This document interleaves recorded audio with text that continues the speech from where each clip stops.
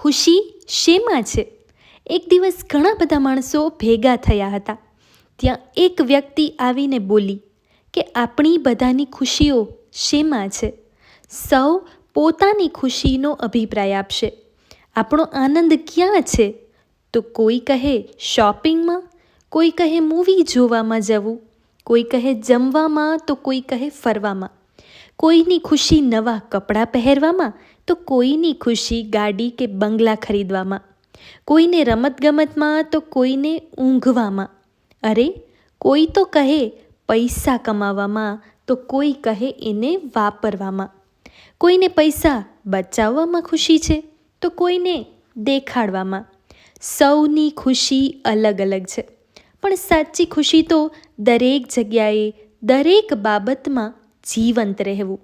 આપણી 100% હાજરી એ સૌથી મોટી ખુશી છે. દિલથી માણવું કે અનુભવવું, બીજાની ખુશી જોવી અને ખુશી આપવી. ખીલેલું જીવન ખુશી આપે છે, ખુલ્લીને જીવેલું ખુશી આપે છે. જેનો આનંદ એ જ ખુશી.